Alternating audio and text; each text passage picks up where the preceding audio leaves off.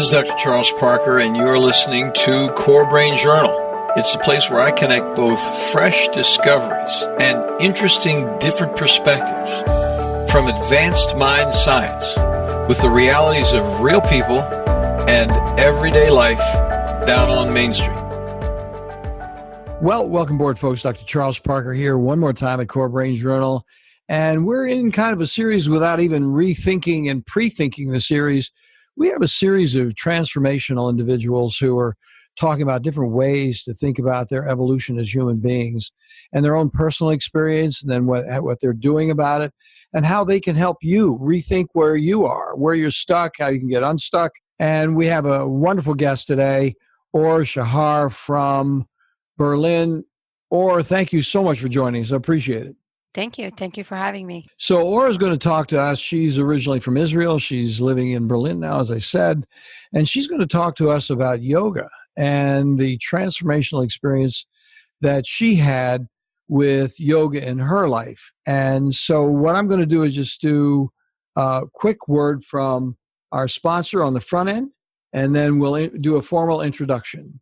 So Core Brain Journal is supported by Great Plains Laboratory. They are deep international biomedical testing leaders for improved, targeted mind science details at work. As both laboratory and webinar global thought leaders, they provide the most comprehensive set of hard data measurement tools for real biomedical answers beyond the commonplace guesswork. And they also provide, this is interesting, multiple training webinars for both the public and medical providers on how to use their data, any data, effectively in their offices. Check out their website for references and testing details. And take note on this point, they do have a giveaway over there. If you go over there and register, you can register for a complimentary test drawing. There are a variety of tests that are available, organic acid tests, IgG, immunoglobulin G. You have to go over there and see which one is up for this week. And if you go to Great Plains Laboratory with an S, greatplainslaboratory.com/CBJ, Core Brain Journal, that's for CBJ is obviously for Core Brain Journal. That'll take you to where you can register. So let me tell you about Or. So Or Shahar started suffering from depression in late adolescence, and she also took her first yoga course during her first trip to India at only 18 years old. I'm jealous already. So dealing with depression through yoga is the recurring theme of her adult life. At 23, she again took a plane to India, where she discovered her deep connection to Buddhism, took her first yoga teacher training, and started to seriously practice yoga as well.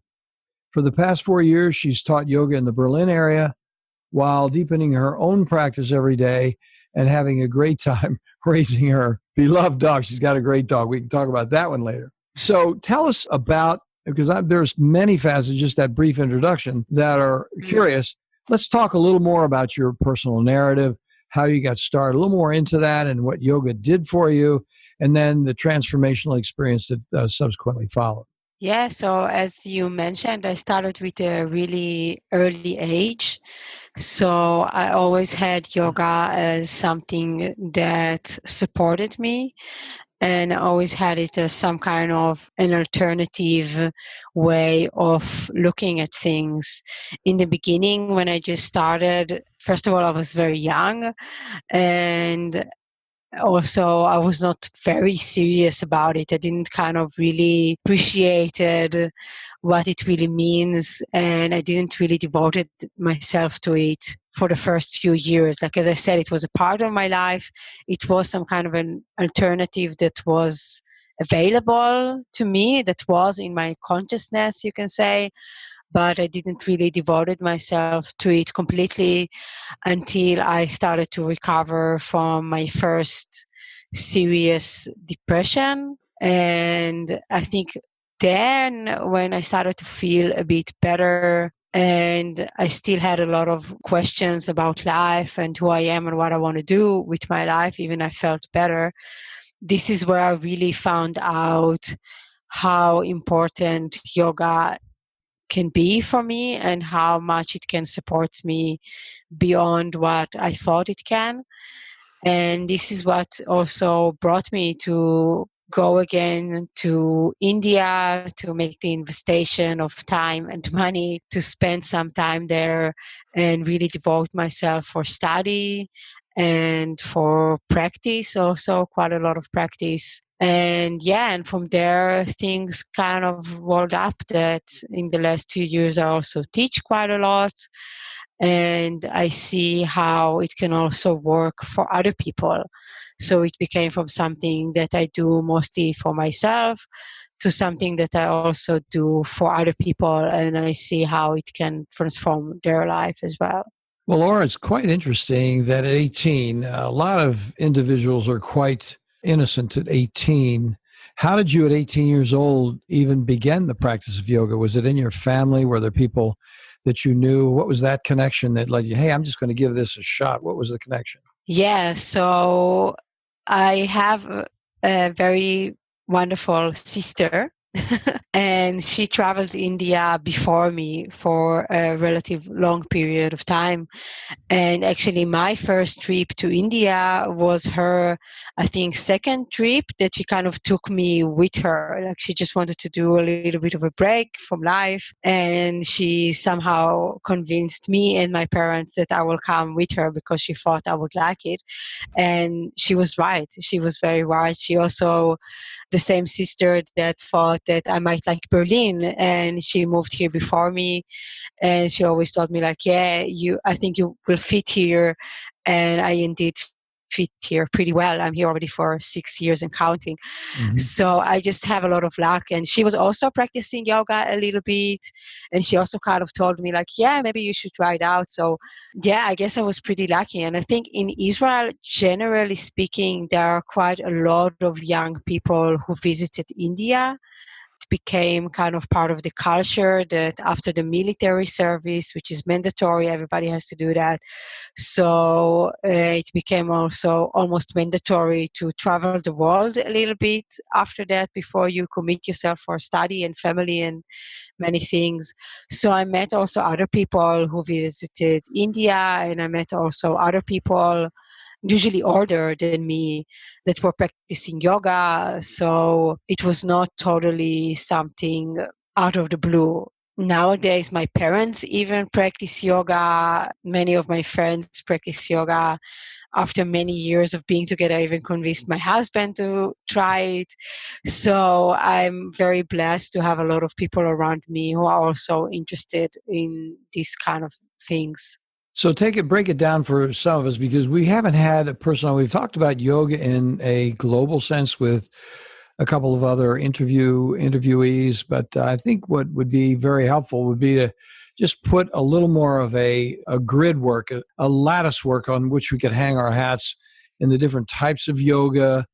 And then we'll talk about how yoga actually can do something for you. And we'll talk about the relationship between yoga and Buddhism. There's so much to talk about, but let's go back and just talk about, for starters, what the different types of yoga are and what the indications are for each of those subsets. Yeah, so that's a very common question. Actually, it's a good question because a lot of people, when they start, even if you just look of like our plan, like a class plan of a studio, you see all the different kinds, and it's very confusing. People find it hard to understand what are these different kinds and what is the best kind for them.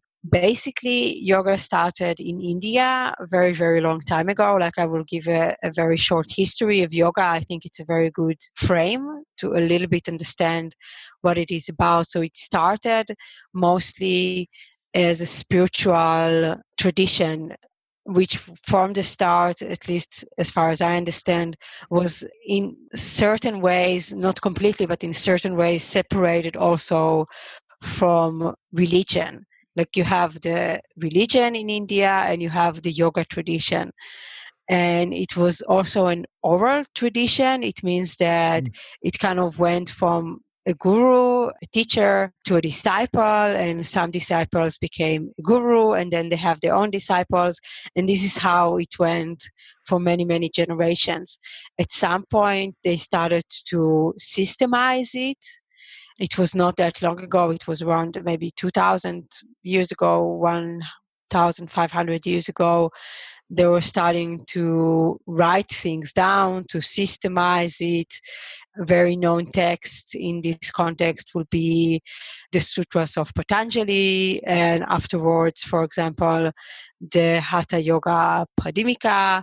Yeah, just if it's interesting for somebody, just a few names of important texts that kind of build what we know as yoga today.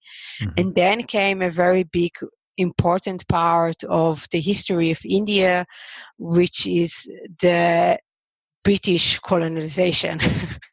And then obviously this whole spiritual tradition was not granted a lot of respect. It not granted a lot of space inside society. And that already, again, this is as much as I understand, I'm not a history expert, but it already kind of created a situation when yoga became a more of a physical exercise. There was much more emphasis of building a strong body, of looking very strong, and also the dynamic between a teacher and students became somewhat different under these circumstances.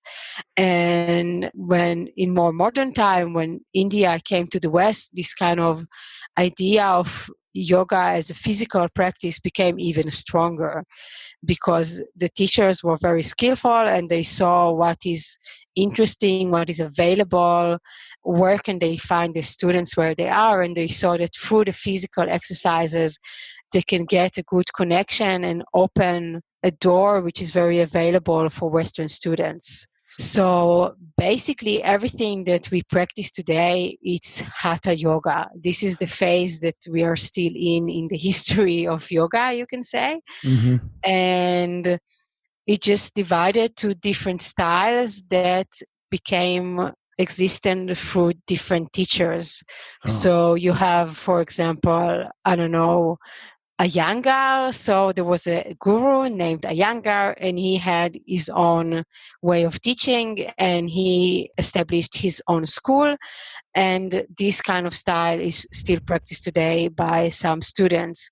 The same with Ashtanga, with Kundalini Yoga, different kind of yogas. Nowadays, it's kind of slowly moving to a phase when it's more about, not so much about the teacher and his system, but more about like what kind of yoga do you want? Do you want something that it's more relaxing? Do you want something that it's more spiritual? Do you want something that helps you to self-explore yourself? Do you want something very physical that you need to sweat a lot? Do you want to practice in a very, very hot room? It's more about what kind of an experience are you looking in a yoga class. So let's break those down. Pardon me for interrupting, but let's take that was very helpful. So let's talk about all of these different yoga practices are Hatha yoga. Basically, yes. Like if you really take it literally, then they are all Hatha yoga. Okay, nowadays, when you look like in a studio brochure, when they say Hatha yoga, it's usually very classical yoga, very relaxed, not very dynamic, and not necessarily with a lot of flow and a lot of movement, maybe more stillness. This is what you can expect if you have like a Hatha yoga, if it's more like a vinyasa, so it's usually more with flow and more movement. If you go to a Bikram, which is also actually just a name of a teacher, actually, it's usually like in a very hot room. There are yin yoga, for example, it's like very, very slow, very, very relaxed. As its names, it's focused on like yin energy, which is very subtle energy.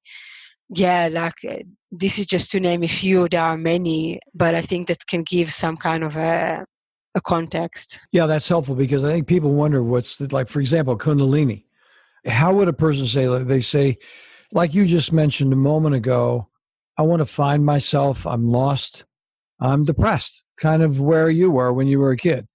Then what would be a recommendation from a more, if you will, psychological point of view in terms of the outcome that you're trying? So there'd be a relaxation, there would be finding oneself.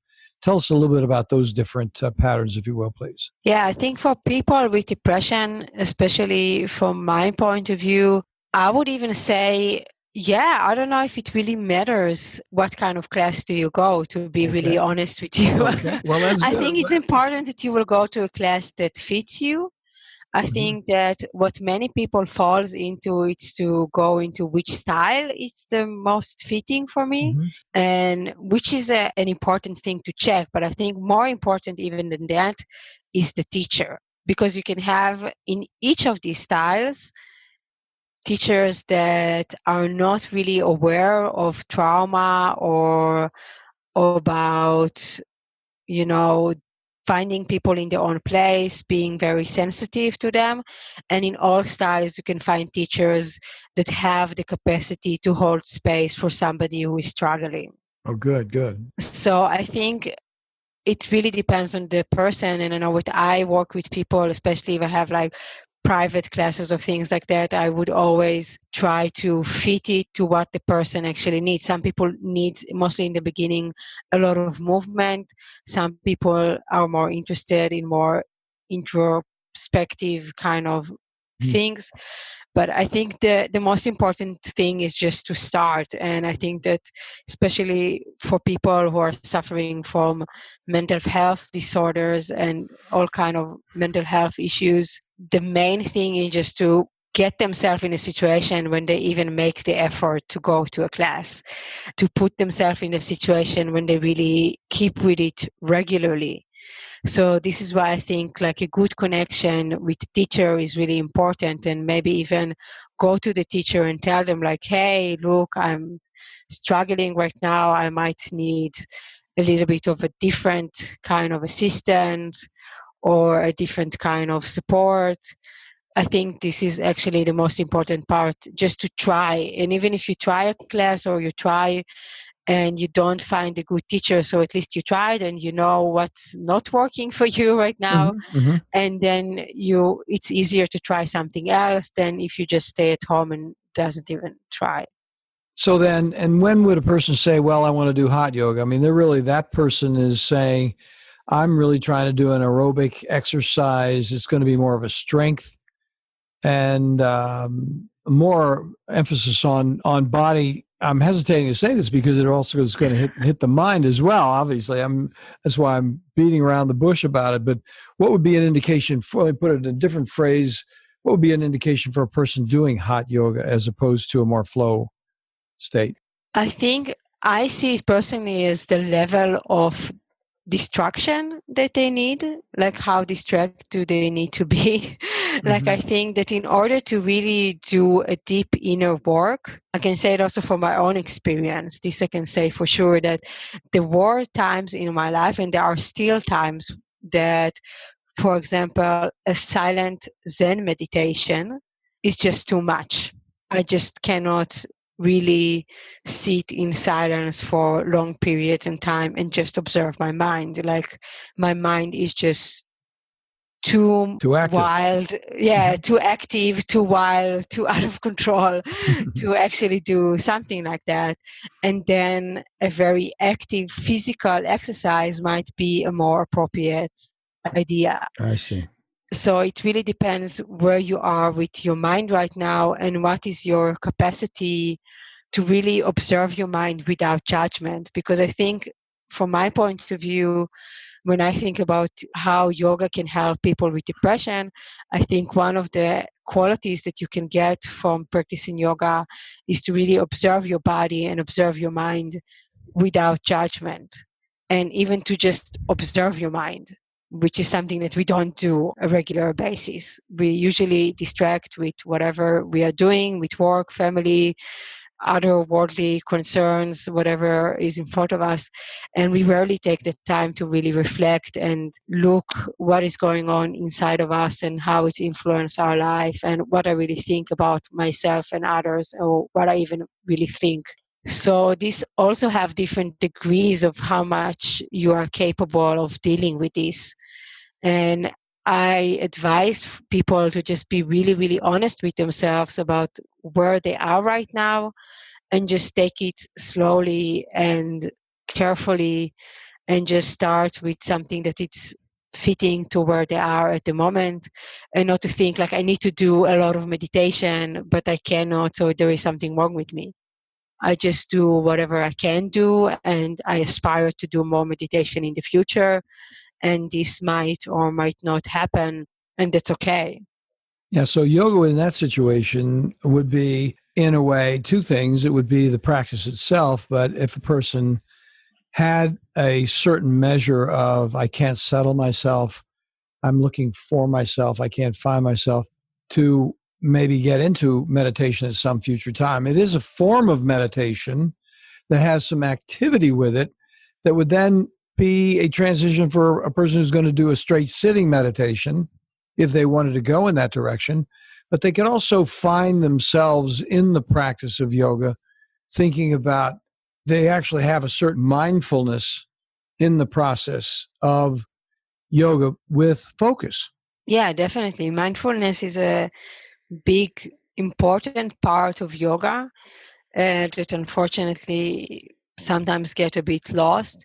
Meditation also, from our point of view, it's a part of yoga.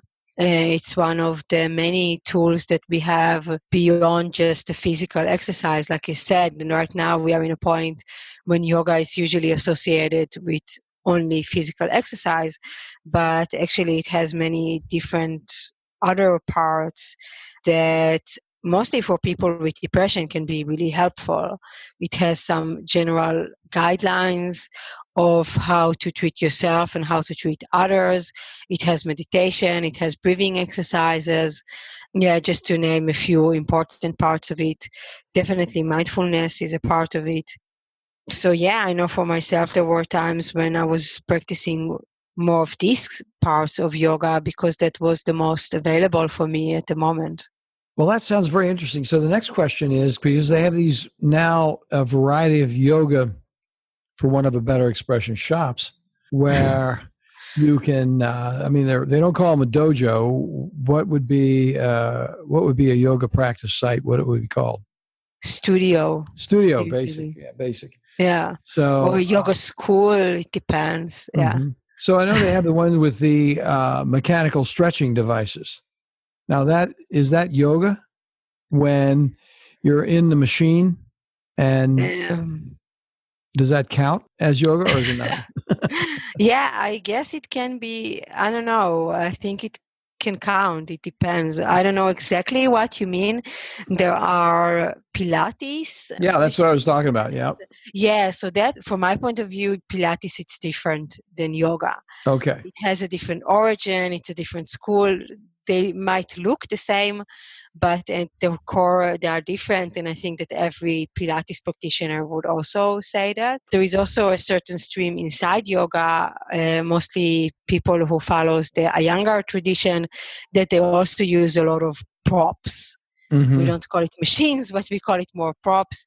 And that's definitely a style of yoga. But again, it's a very, very physical exercise. It's Mm-hmm. a lot about precision. Like you use these props in order to get the position to the most precise point that you can have. For some people, it works very, very well. For some people, it works less. I know that for me, it didn't work very well, and I don't like to use props that much. In some, I do use them, but it's not like my main practice. I don't use it for everything. I use it maybe once a class or sometimes not at all. But yeah, you can call this yoga. I think it mostly depends what is your intention behind Mm-hmm. it and Yeah. with what kind of mindset are you doing this practice. This is what really will count as yoga. It's not about the style. As I said, in all styles you can find teachers that can really convey the very deep core meaning of yoga, and in all styles you can find teachers that don't have a lot of experience. Mm-hmm. And unfortunately, it's not uncommon that they are still not able to really help you and support you and really convey the deep meaning of it. And even just to hold space for somebody who is struggling right now. like a lot of yoga teachers that are just very, very young, or as I said, not very experienced. They come to teaching yoga after practicing themselves for maybe 1 or 2 years. So I think it depends, as I said, mostly on the teacher than on the style or the studio. Yeah, that makes a lot of sense. Now, when I'm going to come back, we're going to take a little break here. And I do have this other question, which I alluded to in the beginning, which I'm looking forward to your response on. You've touched on it a little bit. And as we go further along, I'd like to have you help us understand the interface between Buddhism and yoga. One of the things that I did a lot of reading in Buddhism for many years, and spent a lot of time, like Autobiography of Yoga, which was, Paramahansa Yogananda. And yet I always thought the book was about meditation, not about yoga, which was interesting.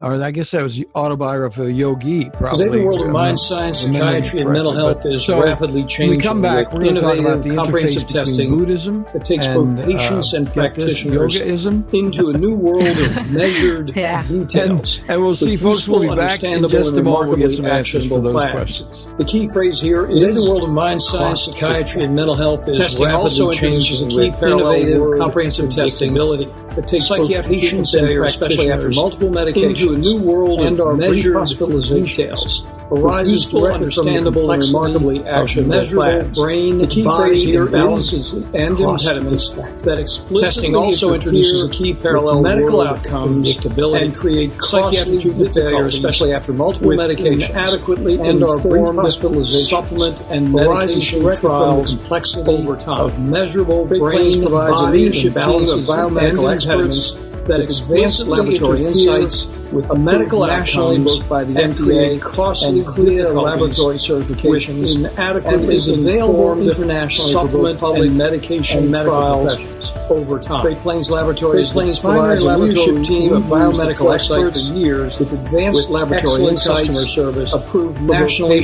by the FDA, medical and clear laboratory certification. They get it every time. And is available internationally for both exemplary training and medical professions, which are webinars. Great Plains Laboratories is the primary laboratory and practice perspective for years wherever you excellent customer service. Do follow up on one of these complimentary test offers today or on the spot. They get it every time.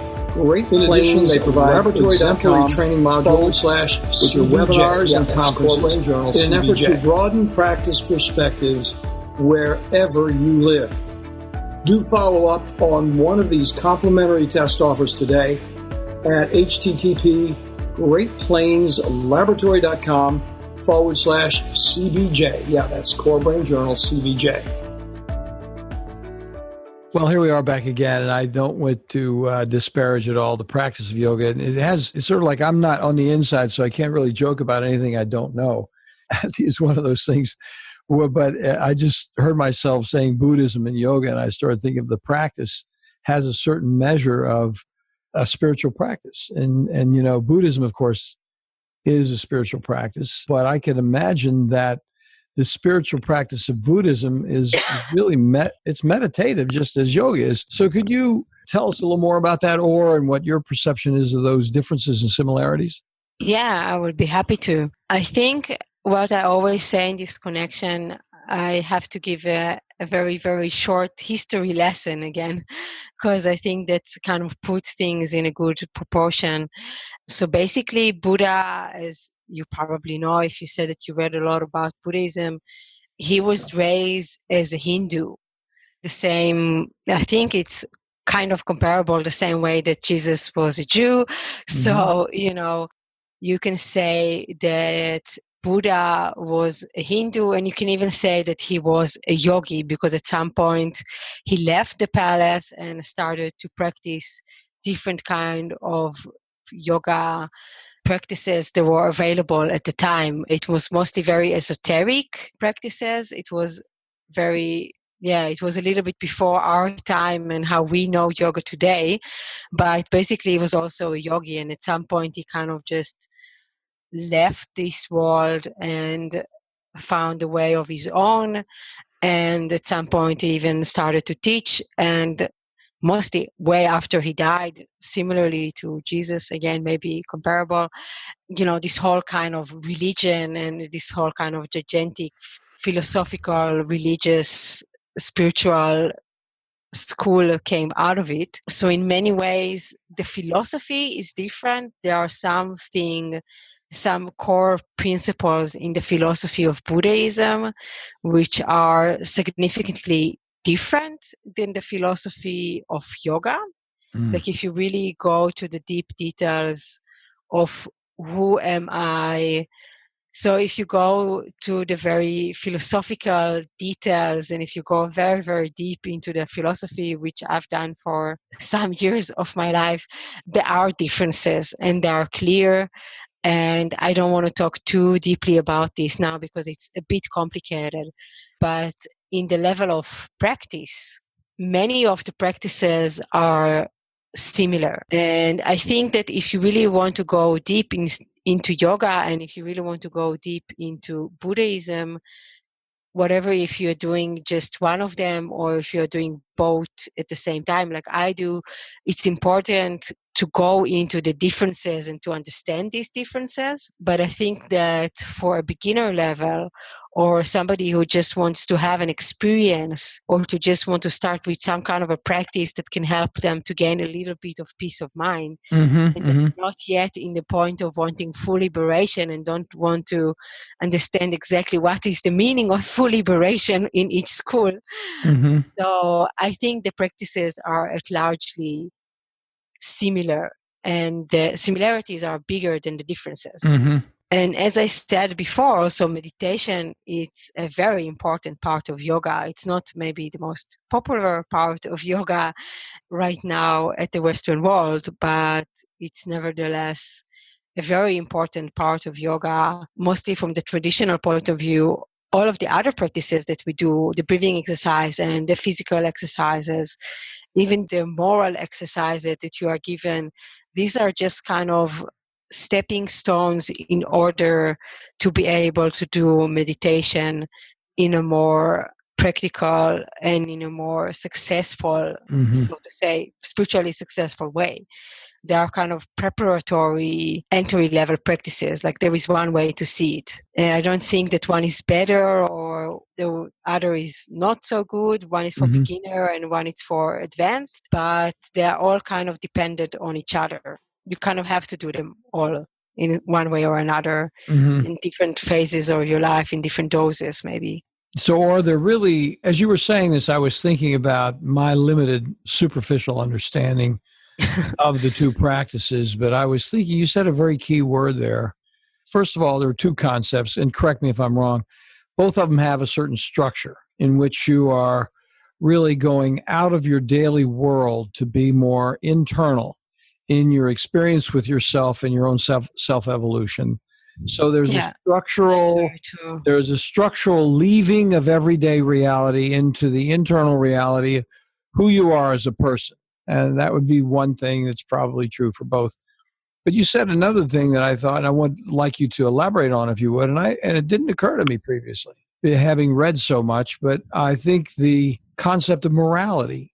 I wasn't really thinking about the moral philosophy and the relationship so much with others, but I think that's really one of the things that differentiates Buddhism from yoga. Although there's an implicit oneness with yoga, the oneness with Buddhism is more explicit and more with a higher degree of more profound awareness of one's relationship with the order of humanity. Is that true or not?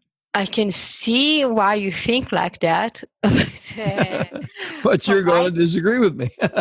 Yeah, I actually kind of disagree. It's true that mostly how it's taught today, you can say that Buddhism emphasizes more how you treat other people. And you can say that the yoga practice doesn't emphasize it as much.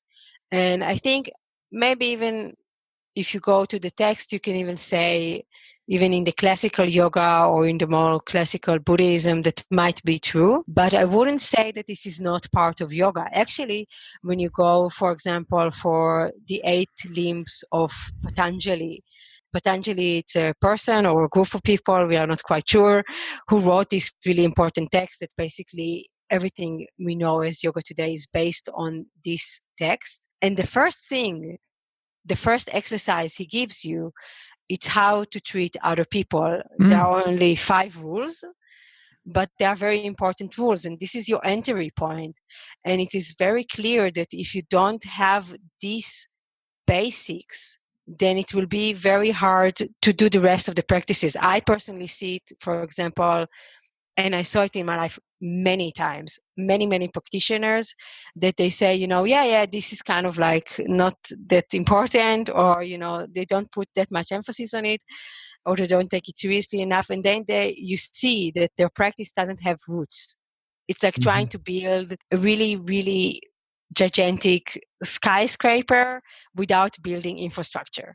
It's like a very, very big tree that have very weak roots. Oh, let me interrupt you for just a second, because I want you to, because we're tracking with you, and I want to get that word that you said, the particular subsection of the practice and the particular writings of. You said it, and I didn't quite understand it. How these moral practices are called, you mean? Yeah, on the yoga side, the writing on the yoga side that deals with these 5 elements. Yeah, so this calls yama. And then the second step is niyama. It's how to treat yourself. And I wrote about it in my blog. I wrote also a little bit about it in my ebook. There are many teachers who talk about it and write about it. This is definitely something that you can search for. Every good book about the 8 limbs of yoga by Patanjali or some kind of interpretation of it will talk about the yama and niyama. Again, every good yoga teacher that you come to him and ask him about it should be able to explain you what it is about. So, yeah, as I said, it's not very popular. It's not the most sexy part of yoga, one must admit.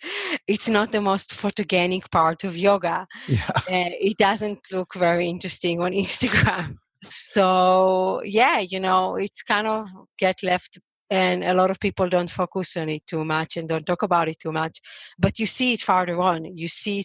And I saw it, unfortunately, too many times, that if you don't have these basics, if you don't hold on to these very basics, and they're also not that different. Like in my online program, I do this whole lecture about comparing the yama and niyamas with the 10 virtues and non-virtues of the Buddhist tradition, with the 10 commandments from Judaism that are often used also in Christianity. And I have to tell you, there are, again, more similarities than differences. There are differences, there are important differences, but there are still less than the similarities.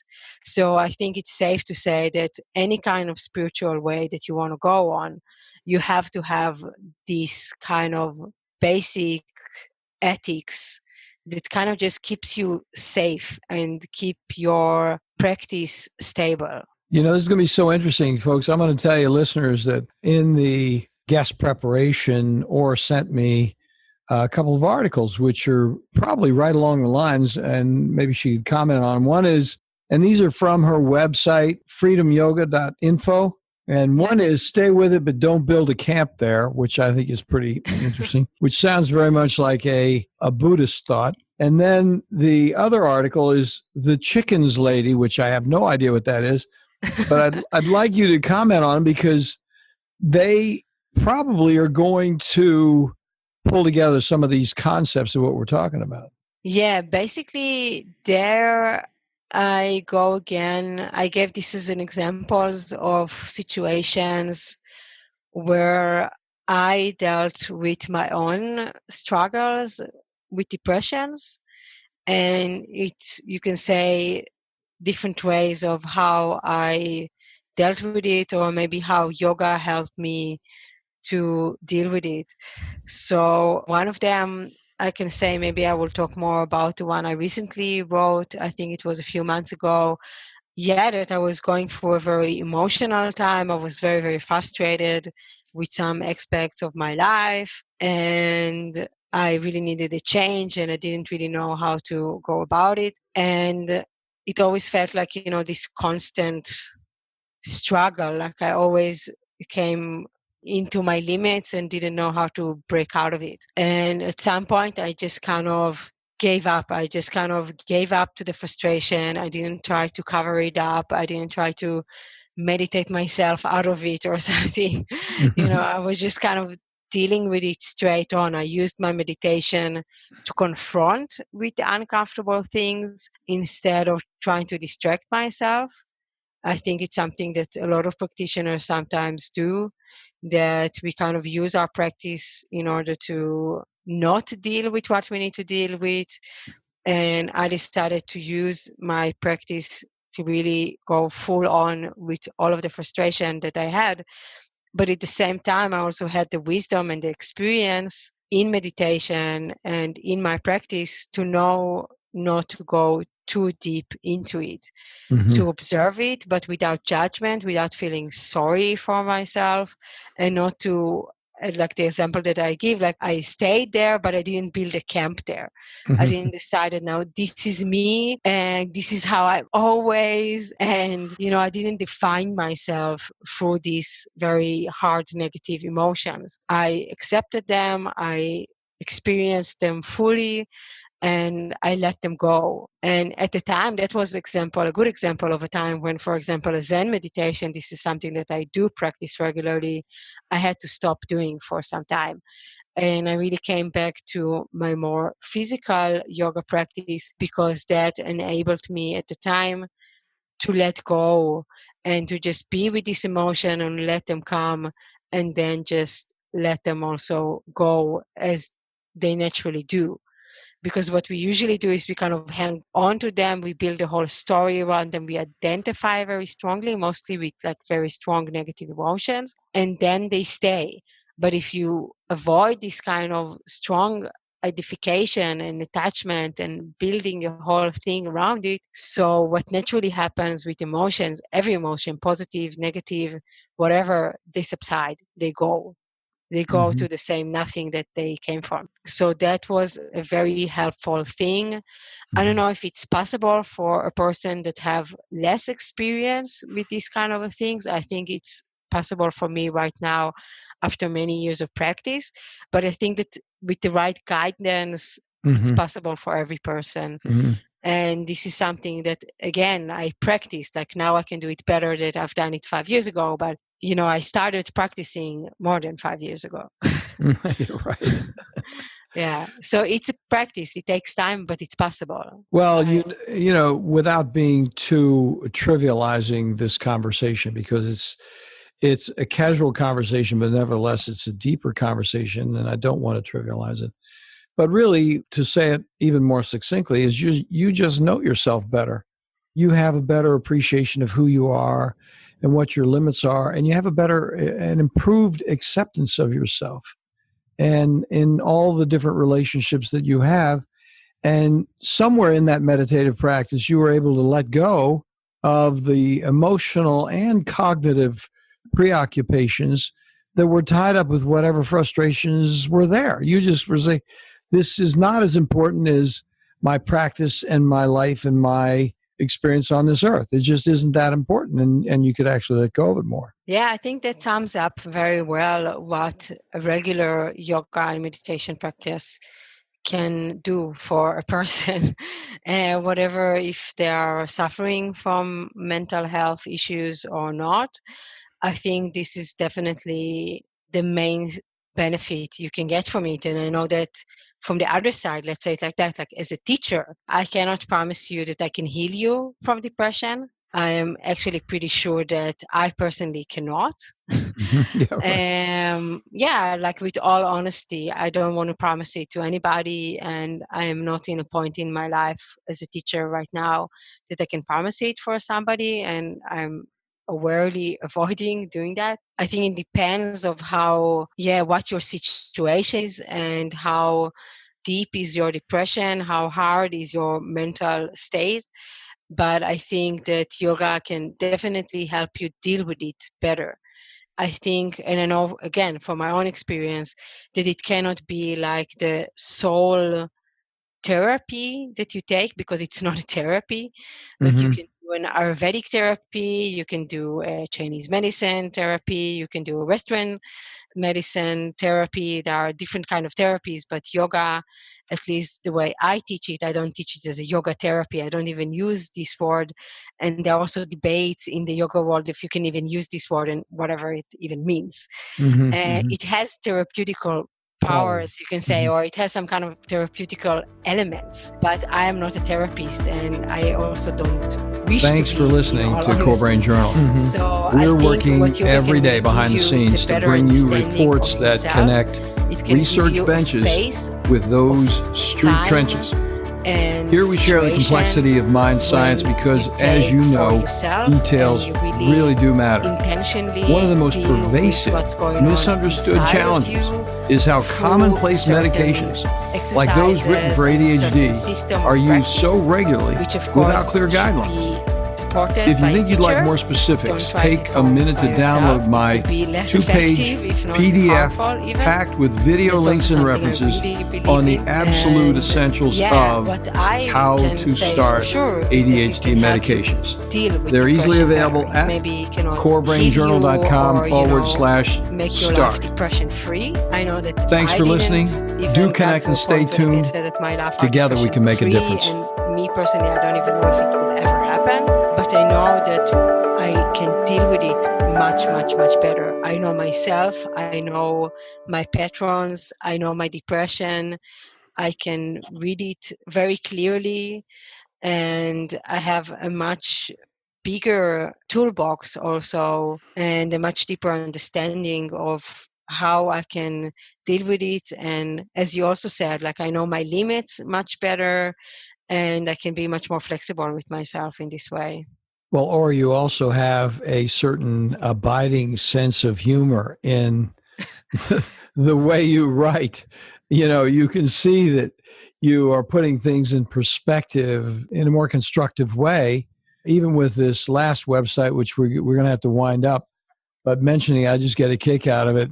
Listeners, she has a website called upwardfacingdog.com, which I think has an element of humor. Now, I don't know enough about yoga. I know downward facing dog, but I think upward facing dog has a very positive and somewhat humorous, encouraging overview there.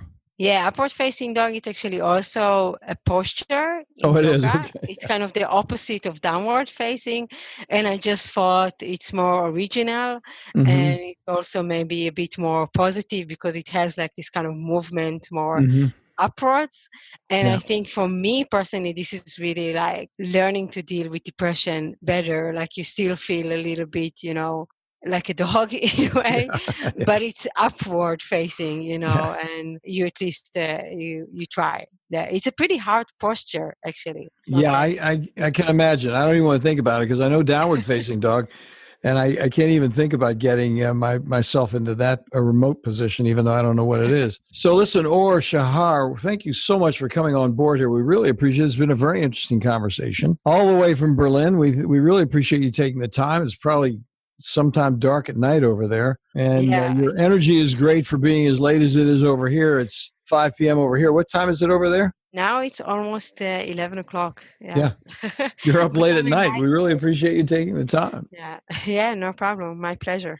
Thank you. So where would you want people to visit with you, or if you were to send them to the website that you wanted to go to? Yeah, it depends a bit what they're interested in. If they're interested in deepening their yoga practice and all the things we talked about, like what is yoga beyond physical exercise.